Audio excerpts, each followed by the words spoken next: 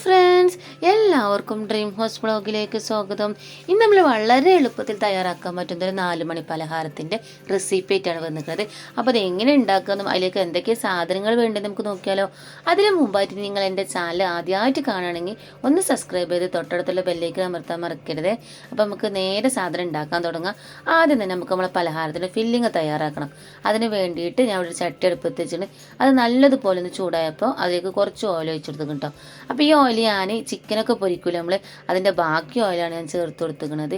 അപ്പോൾ നമ്മൾ ചിക്കനൊക്കെ പൊരിക്കുകയാണെങ്കിൽ അതിൻ്റെ ബാക്കി ഓയിൽ ഒന്ന് അരിച്ച് നമ്മളൊരു കുപ്പിയിൽ ഫ്രിഡ്ജിൽ സൂക്ഷിക്കുകയാണെങ്കിൽ നമുക്കിതുപോലെ പലഹാരം ഉണ്ടാക്കുമ്പോഴോ അല്ലെങ്കിൽ മസാലക്കറി ഉണ്ടാക്കുമ്പോഴോ അല്ലെങ്കിൽ ചിക്കൻ കറിയൊക്കെ ഉണ്ടാക്കുമ്പോൾ ഉപയോഗിക്കാം. അല്ലെങ്കിൽ നമ്മൾ എന്താട്ടോ ചിക്കൻ പൊരിച്ച ബാക്കി എണ്ണ എന്താട്ടോ 2 ദിവസമൊക്കെ ചിക്കൻ ഉണ്ടോ ഇനി നമുക്ക് വാങ്ങുമെന്ന് വിചാരിച്ച് നമ്മളത് എടുത്ത് വെക്കും.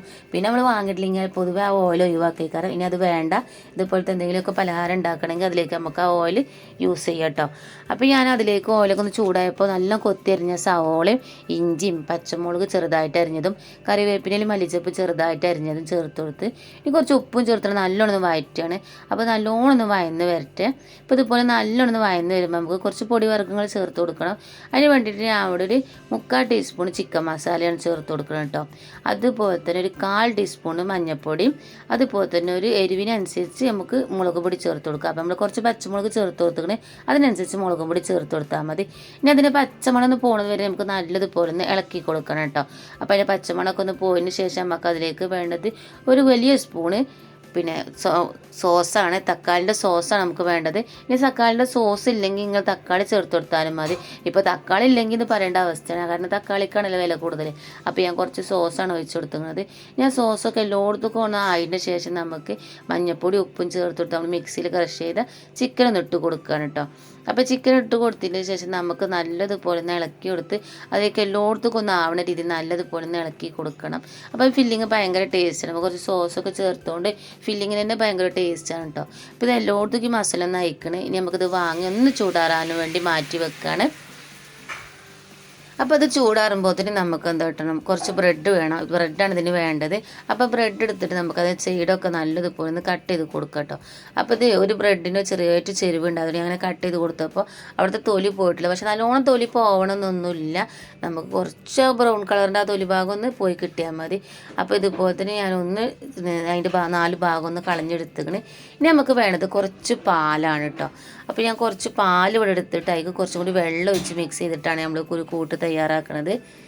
ഇനി ഈ ബ്രെഡും പാലും മിക്സ് ചെയ്തതിലേക്ക് നമ്മൾ ഓരോരോ ബ്രെഡും ഇതേപോലെ ഒന്ന് മുക്കി കൊടുക്കുക. ചെറുതായിട്ടൊന്ന് മുക്കി കൊടുത്തതിന് ശേഷം കൈ വെച്ചിട്ടൊന്ന് അമർത്തുക. അതിന് വെള്ളം മുഴുവൻ അത് കളഞ്ഞ് കൊടുക്കുക.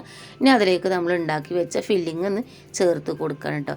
അപ്പോൾ നിങ്ങൾ കുറച്ചൊക്കെ ഇതിനെക്കാട്ടി കുറച്ചും കൂടി വലിയ ബ്രെഡൊക്കെ ഉണ്ട്, അതൊക്കെ എടുത്തേക്കാണെങ്കിൽ നല്ലൊരു വലുപ്പത്തിൽ നമുക്ക് കിട്ടും. ഇതൊരു സാധാരണ ബ്രെഡാണ്. നമുക്ക് ഈ ഫ്ലേവർ അധികം ഇഷ്ടമല്ല, അത് പല മോഡൽ ബ്രെഡുണ്ട്, പല ഫ്ലേവർ ബ്രെഡും ഉണ്ട്. അപ്പോൾ നിങ്ങൾക്ക് ഏത് ഇഷ്ടമാണ്, ഫ്ലേവറാണ് ഇഷ്ടമല്ല, അതിനനുസരിച്ച് ബ്രെഡ് എടുത്തോളി. അപ്പോൾ ഇതുപോലെ തന്നെ ഉരുള വെട്ടി ഇതുപോലെ തന്നെ നായി എടുത്തുക്കണം കേട്ടോ. എല്ലായിടത്തേക്കും ഒന്ന് കൂട്ടി അതിനുള്ളൊന്നും മസാല പോരാത്ത രീതിയിൽ ഇതുപോലെ തന്നെ ഉരുളാക്കി എടുത്തുക്കണ്. ഇനി നമുക്ക് ഫുള്ളായിട്ടൊന്ന് ഇതുപോലെ ഒന്ന് ചെയ്തെടുക്കണം.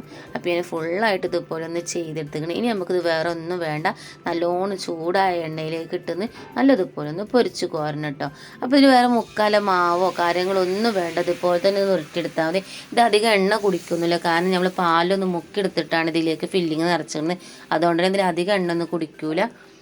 അപ്പോൾ ഇതുപോലെ തന്നെ തിരിച്ചു മറിച്ചിട്ടാണ് നല്ലൊരു ഗോൾഡൻ നിറമാണ് വരെ നമുക്ക് തിരിച്ചു മറിച്ചിട്ട് കൊടുക്കുക.